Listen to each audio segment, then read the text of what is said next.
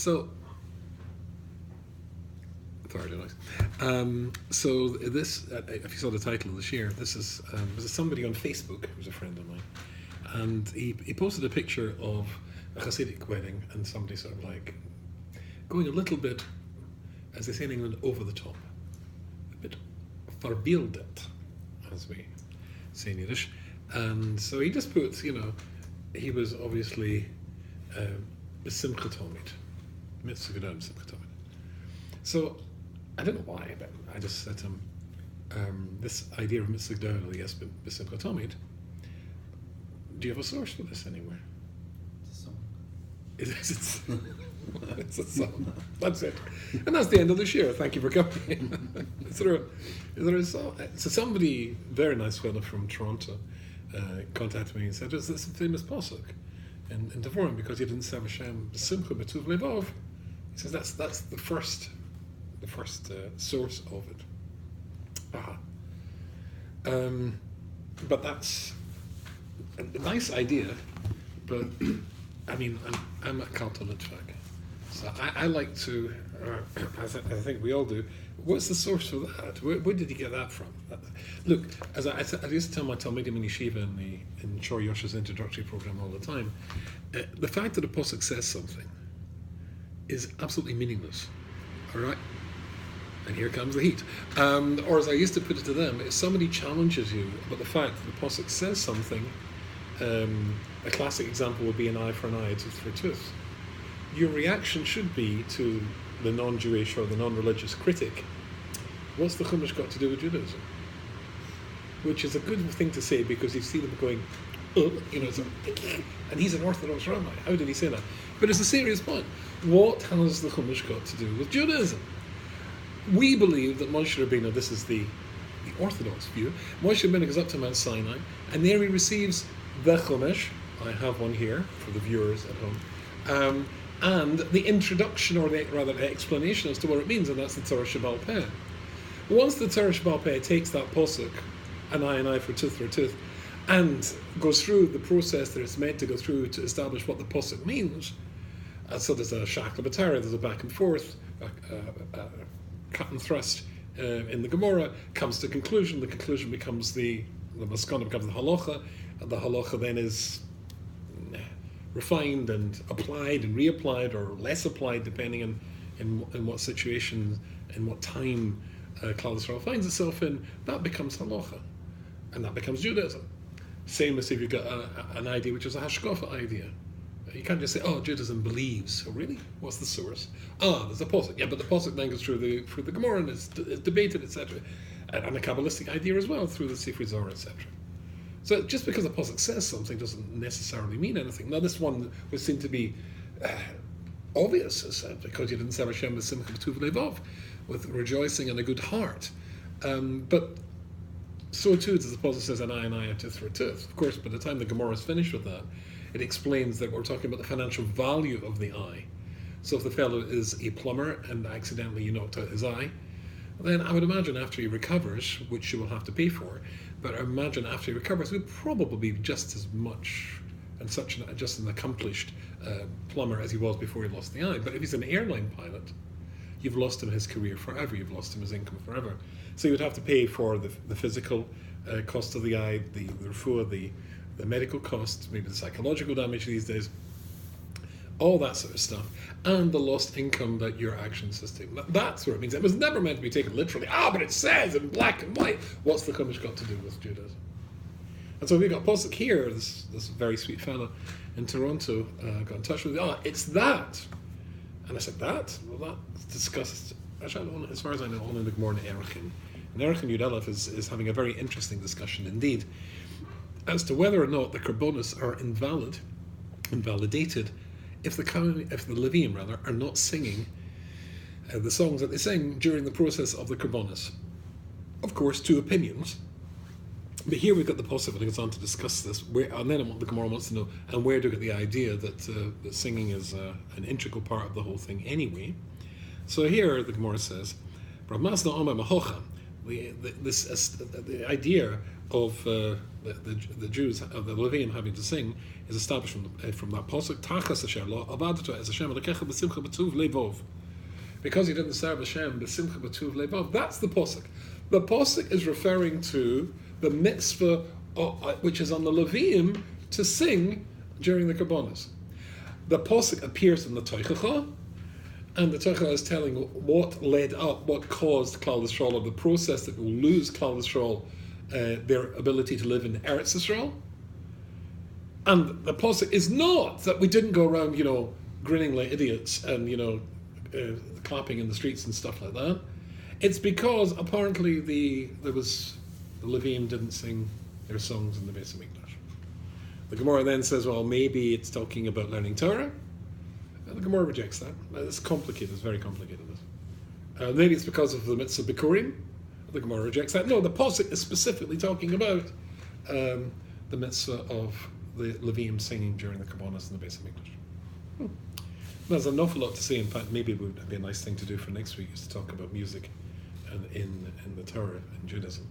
The Vilna Gaon, one of his Talmidim, is cited here in this fabulous art scroll Hebrew Gemara, the Hebrew translation.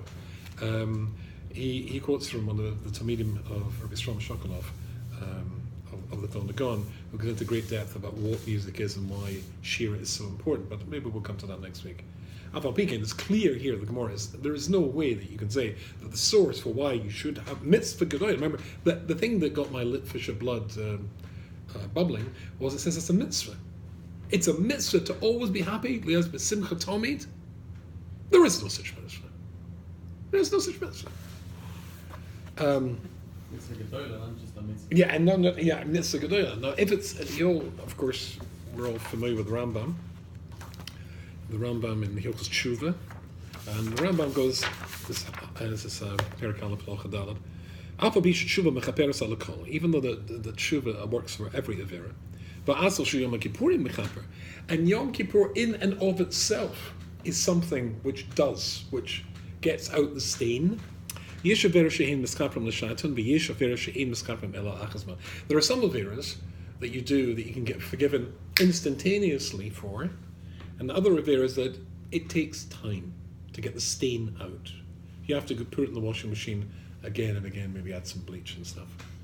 Ketzad. So we've now got, there are 4 categories, I'm sure we all remember this. Ketzad, over Adam al mitzvah to say, a person does not fulfill the mitzvah, a positive mitzvah. Give me an example of a positive mitzvah. Tefillin, putting on tefillin. Or being perpetually happy. Maybe. Your mother was just run down by a truck. Right? Oh, he cried. You were over an assay. This is nonsense. There is no mitzvah to be perpetually happy. What if you have got a legitimate reason for being legitimately sad? Because you spoke about last week. And did I watch which particular thing? Suffering. Oh, suffering, absolutely, yeah. Well, we'll come into that in a second more. Kate said, over Adam al mitzvah says if a person violates or doesn't do a mitzvah say, as you point out, not putting on tefillin or something like that. She'in bal chorus, which doesn't involve chorus, but as the tshuva, and you do tshuva, ein zaz v'sham ad shemachli. Well, the good news is that you're forgiven straight away. And then it goes, but if it's a lav, it's a bit more tricky, then you need Yom Kippur. And that's the second wash. And then, that's as long as there's no Mrs. Bastin, or Mrs. Bastin, then you need a bit of suffering as well thrown into another wash. And that's assuming you're not talking about something you did which is a Chilul Hashem. If you do something which is a Chilul Hashem, then you need Teshuvah, and then you need Yom Kippur, then you need suffering. This is very encouraging. And then a bit of death, then eventually death, then that will complete the process. I have to tell you, incidentally, this particular volume of Hilchos Tshuva of the Rambam is by Moshe Sternbuch, Shlita, and he brings down Rabbeinu Yonah, who argues on that point and says that there is a way to achieve forgiveness for even Chilul Hashem without the necessity of all these rather scary things. I mean, this is not a great encouragement for a Baal Tshuva Can't imagine Isha Torah, incidentally, I'm glad you're here because you're going to enjoy being frum, and the fact you might get cancer and the fact you might die is part of your tshuva process. It's not going to, they're out the door. Sorry? Oh, exactly. So Akidah Hashem, says Rabbeinu Yoinam, and Moshe Stern brings this, is enough because that makes sense if you go to the other thing. Fine. Yeah. I was, a few weeks ago, when I was back in England, whenever I'm in Manchester, where four of my children live, I always make a pilgrimage, is that the right word? To the kever of the Manchester Rosh Hashiva Zechatzaddik, Kodesh Livrocha, and he really was a Kodesh Livrocha. And it's a remarkable place, and they've also, incidentally, you in the United States, I have to tell you, you're a bit behind the times here, in England, you can take your card and you just put it on the reader, just touch it to the screen, and if it's no more than £30, then you don't have to stick it in and put in your number and all this sort of stuff. You just present the card, put it to the screen, which is quite a nice way to do it. You've not seen this yet, yeah? I'm not sure what we're talking about. Oh, a card, a credit card, right? So there's a screen on the machine's there. Instead of sticking it in, right? You just do that. In fact, we've a chip and pen for about 10 years. I'm not trying to make you feel bad or make you sad because Basimcha Godela told me. Okay, fine. You have this option with the gas station on Burnside and what? They have it at the gas station. Oh, really? It's not active yet. You have it. Oh, Use the phone, but also. I was just touching it. Oh, okay. Sorry, Gisha. So I noticed that they've got that in the oil of the Manchester Rosh Hashiva, which is a gewaldic idea because up to then you took away the envelope, and of course, what happens when you take away an envelope? The best will in the world, you'd completely forget about it. And of course, they all go soggy. And it's an oil, and it's Manchester, England.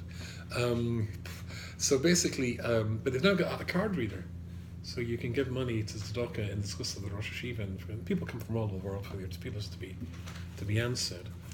He wrote a parish on Rabbeinu Yonah, Shari Tshuva, and he says, it's right at the beginning. If you got the Sefer, it's Kufla and Dalet. And he says the following thing: Rabbeinu bo l'shav l'achsa is saying ve'im harba l'bshay, even if a person, this is Rabbeinu Yonah, even if a person has done a lot of bad stuff, lo sagar ba'adam dal sit tshuva, but don't think that you're so bad that the doors of tshuva are closed to you. The doors of tshuva are never closed, as says him, even for murder, even for adultery, which is pretty serious stuff. But there's tshuva even for them. But here, the Rosh Hashiva, who I had the great privilege of knowing, and yeah, I think he liked me even. Rabbeinu bo l'shav l'chazek asana de'in mokum liyush. So he writes, Rabbeinu Yonah is coming to teach us that there is no place for yush, despair. The av im over odom averis kol yom v'shav lefnei misa mokum, because even if a person has done a gazillion terrible things, but sincerely on his deathbed regrets it, then fantastic. Tshuva. Interesting notion. The most powerful weapon in the armory of the Yetzer Hara is Yush. It's to get you to give up. And I was teaching this wonderful organization called Links for girls who lost a mummy or a daddy.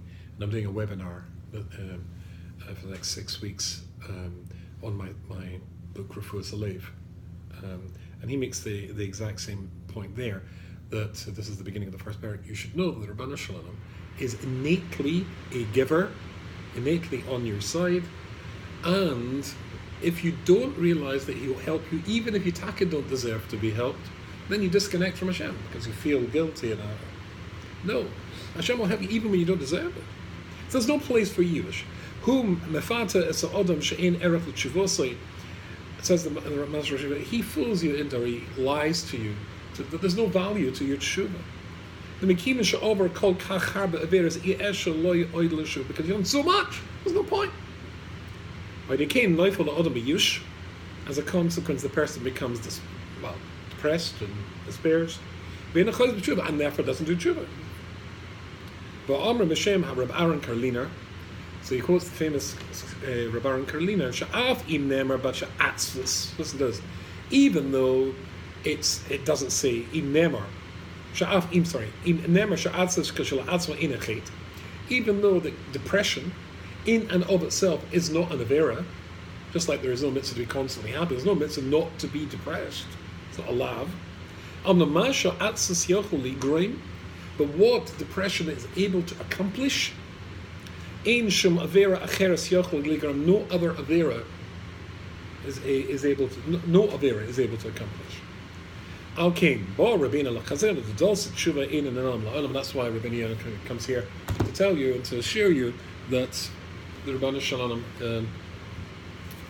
is open, the door is open for your tshuva. Now this is an interesting, we say this actually in our tefillahs in Shachris.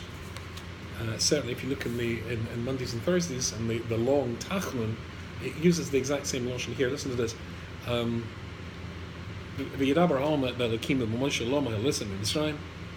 The Jewish people were coming out of Mitzrayim. It's the end of the 40-year journey. They come to the border of, no, they have Taka lost Aaron Cohen, they've lost Miriam. They come to the border. The easy way through was to cross the border of Moab. Moab comes out with his army and says, okay, Jew boys, you cross here, it's war. And Hashem says, go round the long way. So they went round the long way. They turned back. V'tiktzar nefesh ha'om b'derech. V'tiktzar nefesh ha'om b'derech. A very interesting lotion, tiktzar, which of course is from the word kitzur. How would you translate kitzur in English?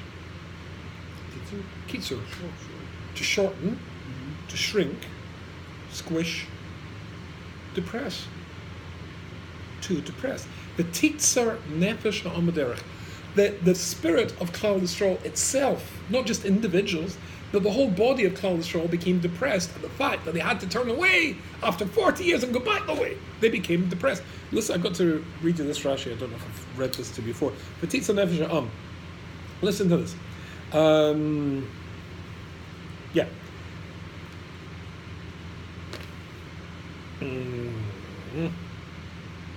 The kol dover hakol shel odom. Listen to this. Astonishing. The kol dover hakol shel odom. Anything that is difficult for a person. Noifel bo loshen kitzur nefesh. The expression kitzur nefesh attaches itself to it. Because odom atarach bo olov. If things are going, it's tough in your life. You're going through a tough time. The Hebrew is amazing here. And your mind is not broad enough to accept the pain that you're going through. Your father's very ill, or that sort of stuff. And there's no place in your heart to accommodate the pain that you're feeling.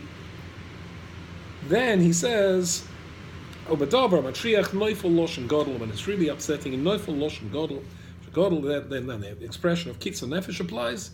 Kitzur nefesh is when you can't deal with the circumstances you find yourself in. And people become depressed. So was Klal Yisrael, are they going to be punished for this? Somebody, I had both the Belzer Rebbe and the Satmar Rebbe said that Jews never went through the camps. I just had a granddaughter born in Eretz Yisrael 3 or 4 weeks ago, and she's called Leah Rose, and she's named after her wife's grandmother, who was an Auschwitz survivor. I was very moved by this. I mean, I actually have a granddaughter who's, who knows maybe even the Gilgul of this Tzedekah who came out. It was a frum lady coming out, but the Satmar Rebbe and the Belzer Rebbe said that Jews went through the camps and didn't keep Torah mitzvahs. They wouldn't have to give din b'cheshvan. It was too much. There are things in life that can be too much. And are you really claiming there's a halacha, there's a mitzvah to be constantly happy? Now, if you want to claim that, then I would also have to ask you what you do with the wisest man who ever lived. He used to live in a town called Jerusalem, a couple of 3,000 years ago. He was called Shlomo HaMelech. And of course in Kehelis, in chapter 3, in Pasuk Dalet, he says there's a time to cry and a time to be happy. A time, but not all the time. Not all the time.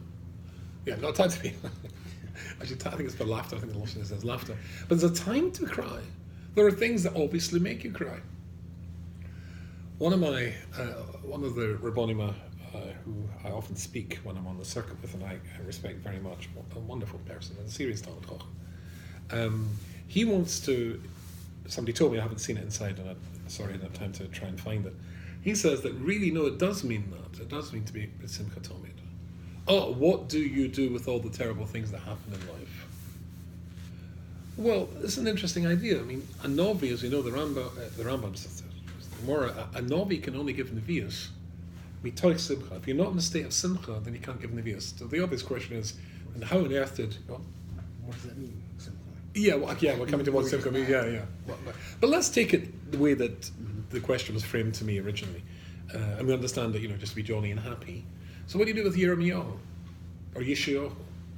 His prophecies talk about, terrible stuff. So how could how could that be a prophecy if you're talking about mass slaughter? How many Jews were killed in Churban Sheni? I'm not sure. Churban Sheni, according to Josephus, 3 million, that's half a Holocaust, were killed when the Romans marched into Yerushalayim. So how could you be... So I suppose, and this is what this Choshev Ross says, that really, if you're on a sufficiently high madrega, you would know it's like Gamzul Toiva. Maybe it's a madrega. Yeah, that's a madrega. Then that's very important. Then we're talking a madrega. Then you can't possibly say it's a mitzvah. So I didn't bring it across. I had the very great privilege of giving away my library before I moved to America. Because you normally only get your library distributed to people when you're Yiskadashed. And I always thought it'd be very nice to, actually take, the books, the Sforim that you really want, but Iker. I'm embarrassed to say my library is creeping back up to the sort of size it was before. But that's the only good Yitzhahara is the one to buy Sforim. Anyway, so the Kitzur, I used to have the letters of the Chasam Sofer. The Chasam Sofer, and the whole, as it were, Ben Achad Ben. And in it he writes a very interesting letter, Tshuva, why he was a misnagid. And we see pictures of the Chasam Sofer, and he came from Hungary, etc. And he's wearing a furry hat, so he must be a chassid. Well, I say pictures, I mean portraits. They didn't have cameras in those days. But he writes that he was not, and he was a misnagid. And he writes why he was an opponent of Chassidus. He says something very interesting. He says, there is a Shulchan Aruch, and the Shulchan Aruch applies to every single human being. And then he says, there is no Shulchan Aruch for Chumras. There's no obligation for Chumras to take on very much more than the basic. In fact, if you look at Nikki Yoker in Parshas Nasa, he says that the Yitzhahara makes a beeline for people who've taken on the Chumras. Because if you keep the mitzvahs, you have the mitzvah and Hashem is Borach to protect you in your performance of the mitzvahs. But if you take on a chumrah, Hashem didn't ask you to take that on. See, and it's not a mitzvah, so therefore there is no protection that you have. Therefore, he tries to get you and tear you down from the chumrah you've taken on, thinking that will consequently bring you down from all the mitzvahs you're actually supposed to do. So if you pattern yourself on a holy tzaddik like the Belzer Rebbe or the Satmar Rov, the Rabbi Yoel, etc., and you try to live up to his standards and his madrega, then automatically you're going to fall flat on your face. There's a famous story told. Yeah, just give it a push. That's it. Be Scottish. There's a famous story told about I can't remember who it was, but a Rav who went to see the Vilna Gaon. And the Vilna Gaon only slept half an hour a day, as far as I remember. I don't know how you do that. And he would simply put his hand down like that. I don't think he slept in the bed. I mean, stories about for you and I don't make any sense at all. Like his son came to see him, and I think he took a half an hour to speak to his son, but he never asked about his grandchildren. And he had to go back to learning. But somebody was learning, was trying to do that, sleeping almost no time at all. Ramatzio Solomon, incidentally, his brother Joe just passed away in Manchester. I was there at the time, went into the Shiva. He was an old friend of mine. He was the milkman. He had the milk business in Gateshead when I was there. And he was looking for somebody to be the deputy milkman. So he went away to Simcha instead of rushing back, because you have to get up at 4 o'clock in the morning to get to the farm to milk the cows, to bring the milk back to the Gateshead Kehillah. He needed a deputy milkman, lieutenant milkman. And so would I be willing to do the job on Gateshead days, any pennies counted? So the answer was yes. So I went with him to the milking. So you have to leave at 4, so you have to get up just before 4. And so we went to the farm, and the whole ganze mice are fine. The next day he was going to the Simcha. He'd written down all the instructions. Are you sure? You know, he left his van with the car keys outside. It was a 40-minute drive to a place called Sunderland. And so fine. Yes. And so he put the keys and the instructions, just to remind me, through the letterbox. Instruction number 1, wake up at 10 to 4. Instruction number 2, phone Ramatzion, his brother. Ramatzion Solomon was the Meshkiach of Lakewood, of Gateshead before he was Meshkiach in Lakewood. That's when he got up to learn. Because he was busy with people's problems all day long, that's when he got up to learn. What time did he go to bed? So my late wife, and Lahavdil, my wife, were very close to his Rebbitzin. And she told my late wife that after midnight, that's when the younger light of Gateshead used to come to him with the problems. All day long he'd be busy giving shirim or talking to the Bokrim with the problems. So they used to come. If he got to bed before 2 o'clock, she said that was a good night. And then he's getting up at 4 to start learning. And he slept for half an hour at lunchtime. So there was this fellow who came to the Vilna Gaon and he was trying to keep the same regime. The Vilna Gaon says, I know my koiches, I can do that. You mustn't do it. But he insisted, and of course he died. Right? If you try and pattern yourself on somebody who is so above you, either in the physical world, but certainly in the spiritual world, you're going to collapse. So that was the Chasam Sofer's reason for being a Misnagid. Now, that means to say that this Rav, who said that maybe to be B'Simcha Tomei, literally that is the source, etc. This is for Yechidim. But if you say it's a mitzvah, and as you say a mitzvah gedolah, then it becomes something that applies to all of us. And as we saw, the Gemara there, that's the only place that this posuk, not shaving Hashem b'simcha tu v'levov, appears in the Gemara, and that's talking about something completely different. So there is no mitzvah. Yeah. Just the beginning. What's the source of Mitzvah Gedolah? Oh, I'm saying there is none. Where's Somebody said that there's a posuk in Devarim Vov when it says that Tachzalon, yeah. But that's in the middle of the Teichacha. Right. So when the Gemara in Erechim talks about that, it's on film. You can see this. You can see it. Well, in terms of the camera, you can see it. There is an interesting Rabbi Dessler in page 126 and in Chelik Dalet, and I didn't put a little green marker in. Tonight's shir, as you may notice, is in green. So many markers in my books, so it's hard to forget. This is a very interesting Rabbi Dessler, which is not there. Oh, cry. Must be he. I did mark it. Is my notes wrong? Yes. Not that one, this one. Lots of marks. Good. The beginning of the thing, it says, Ein Adam nidlat mevshus haguf, reshumi haguf. A person never escapes from the physical side, the Adam hazeh side. I suppose you could say in tzadik, ba'oretz she'asitav lo yechta. Here he brings a story about one of his. I'll read this to you. Nishalti al yidei echad mi b'nei hachabura. I was asked a question by one of my chabura. Now, I'm not sure what he means by that, because Rabbi Dessler had 4 distinct tekufas in his life. When he was in Russia, when he was in London, then in Gateshead, and then in Eretz Yisrael, in Ponevezh, yeah. So, which tekufa that, I'm not sure. It doesn't say in the note here, on it.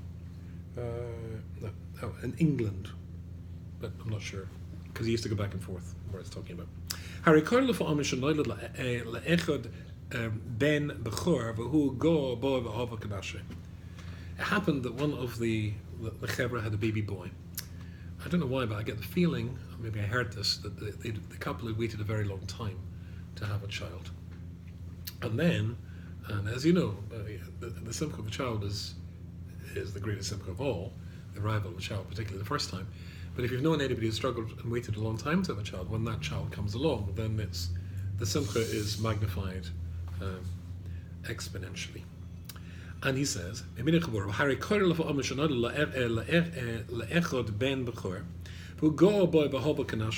so proud of him, and he loved him like he loved himself. Listen to this, and despite that fact, sometimes, just for a split second, Miss Natsa says, the thought would come into his mind. What? schizo. No. They wanted to kill him. He was schizo. He would sort of hold on to that thought, but he was absolutely horrified by this. He was disgusted. He pushed the thought out of his mind. How could you understand such a thought coming into his mind, such a disgusting thought? And I said to him, when he came to ask him the question, I can almost see the smile on Rabbi Dessa's face reading this.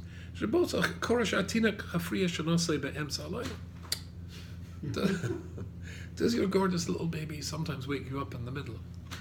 Hello. I wake you up in the middle of the night. Does your gorgeous little baby wake you up? Yeah, okay, right. Okay. Or it disrupts your schedule in other ways. Children do this. But your midah of anochi, of I, think of the most common words in the vocabulary of a little child. I, me, my, mine. Our whole job really in life is to get rid of the I, me, my, mine. But your midah of anochi, that you've not dealt with, it lies at the subconscious level, the depths of your heart. Oh, says shalom, plays its part. And from the point of view of gaiva, the I, me, my, mine, anybody that gets in my way doesn't deserve to live. Ad kei kach, says Rabbi Dessler. And even though that dynamic is 100% a contradiction to the love, the unbelievable love he felt for his son. I've got this underlined twice in this one.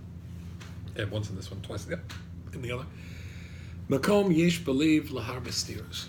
There's a makom and a place in the heart of everybody to many steers. Rabbi Dessler goes on to say, with that as a Haggadah, you can understand some of the most puzzling aspects of the Torah. He then talks about Sarah denying when Hashem says, "Why did Sarah laugh?"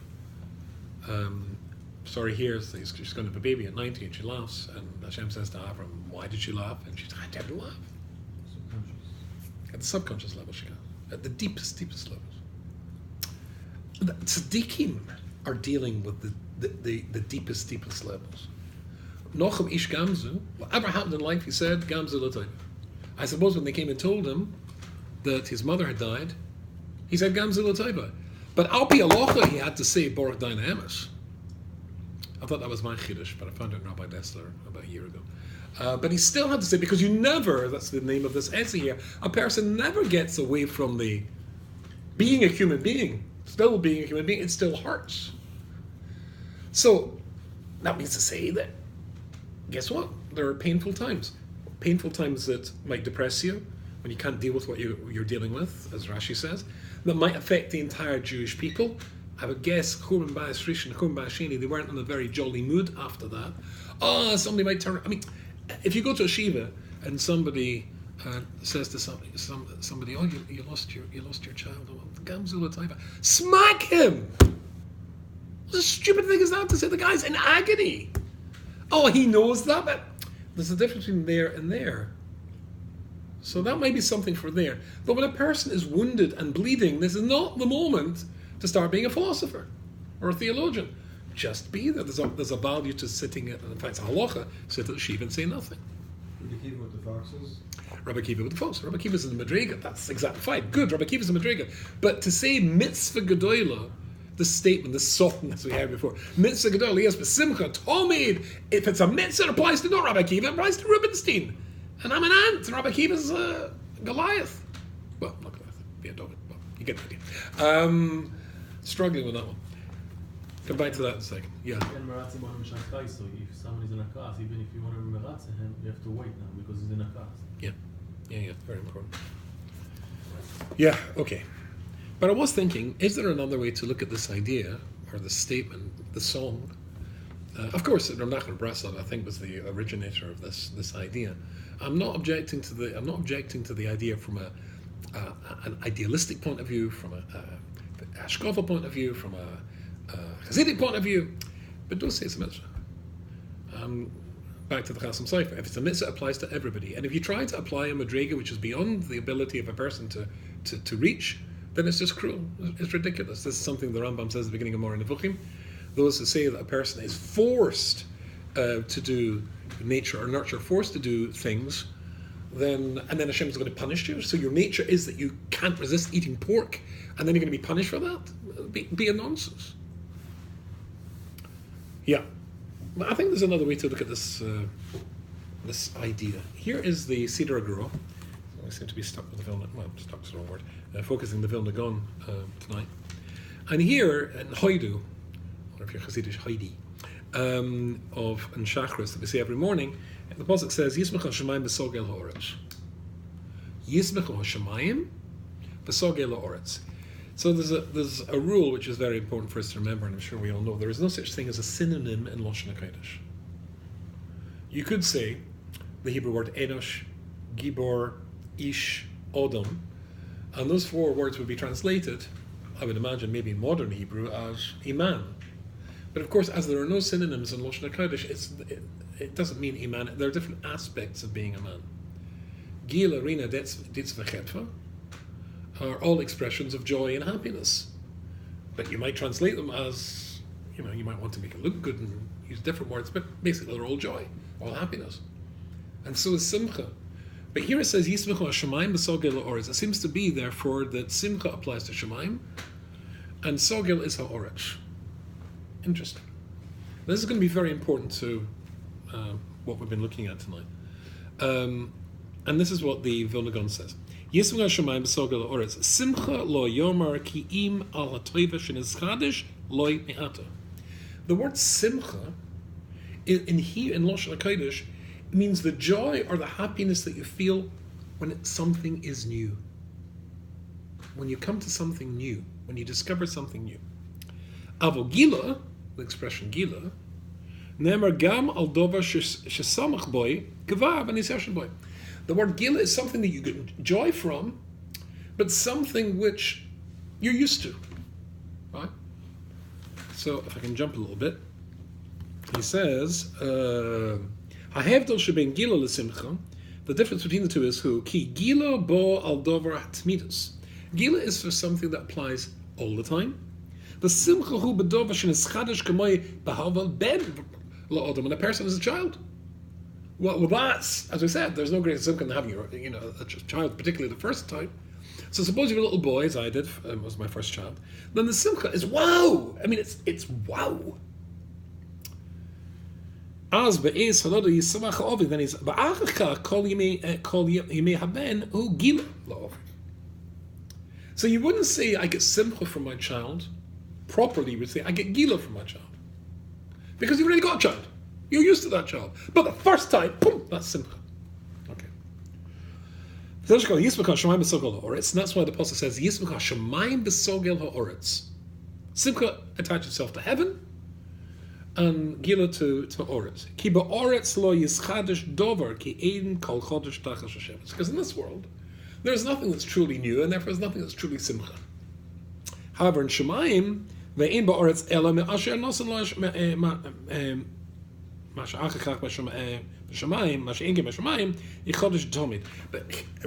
in heaven, then apparently there's new stuff all the time. I've not been there for a while, but you go up there all the time. You're seeing things that blow you away. So here's an important point. We're saying mitzvah gedoliyos b'simcha tomid. If what we're saying in the Vilna Gaon, that must mean chidush tomid. Simcha tomid. If there was a concept of simcha tomid, it could only be if there was chidush tomid. Does that make sense? It'd have to be new.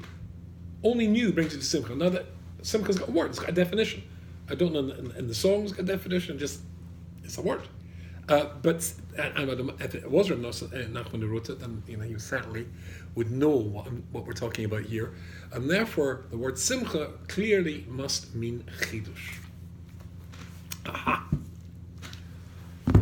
Or Yecheskel Levenstein,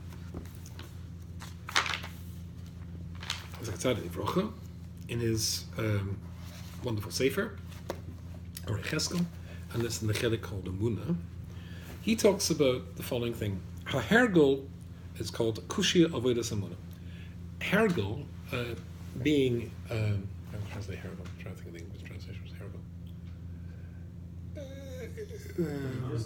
Sorry, getting used to something. There must be an English word for that. Sorry? Commonplace. Yeah, but Harold, okay. If you're used to something, certainly, okay. He says, he quotes the Sabbath from Kelms, the Katzadi Livroch. I assume he's Rabbi. How is it possible for a person to learn Torah? But Roy that you do it is called a Nisim She'asa Kadosh Baruch Hu L'Amad Yisrael. And to remind himself of all the miracles that Hashem did for Klal Yisrael in Mitzrayim, because there is ein emunosei b'Hashem Yisbarach mischazekas v'oiv l'seder hayam ki'ila eini yodim e'u. But it doesn't strengthen your faith in Hashem, and you're just the same as you were before. So when you come to the Sedras, as we just have done, of Yitzias Mitzrayim, then it should be that after that you're flying. Wow, your emunah is just incredibly strong. But that doesn't seem to be the case. So he ponders this. It goes over 4 pages, so we don't have time to go into it in huge depth. But I'll give you the some of the headlines. The reason that Hergel takes away our excitement in Torah, he says, because basically since we were kids, we had the story of Yitzias Mitzrayim. Who was that? Reb Strauss Lanter or Recham Velozhikam? He talked about Kindershech. So many people go off the derech because they're Yiddishkeit. He said nobody would, in their right mind, try and wear the shoes they wore when they were a 10-year-old child. And when it comes to Yiddishkeit, very often, for very many Jews, sadly, the Yiddishkeit that they got when they were 10-year-old is all that they were stuck with. They never moved on. Sorry? Plateaued, yes. So they plateaued. Kindershech. He says the problem is that the Torah that we learned of the stories when we were all kids, in cheder and school and then yeshiva and all that sort of stuff, all that does is to inoculate you against the Torah. An interesting concept. And that makes sense. What's inoculation? So they take dead bacteria of smallpox or chickenpox, whatever it is, stick it into your body so it can't actually get you because it's dead, but your body recognizes it and creates the antibodies, so when it comes across the real stuff, it can get it straight away. Fine. Same sort of thing. You have been, as it were, been deadened by the fact that you were taught this stuff as a kid, so now it's...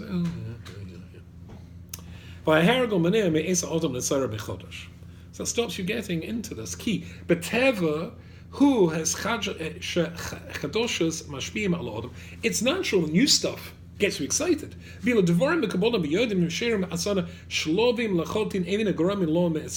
However, this inoculation, this stuff they already had,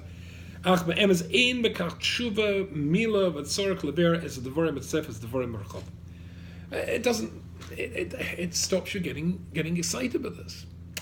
He says, I've tried breaking this thing through. He's talking about himself here. By looking at incredible chidushim, incredible midrashim, that are new stuff that I've never seen before, it still doesn't do it.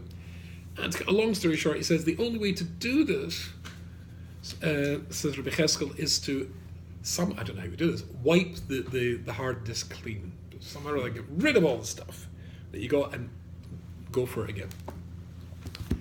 Rabbi Dessler in Chelik Hey,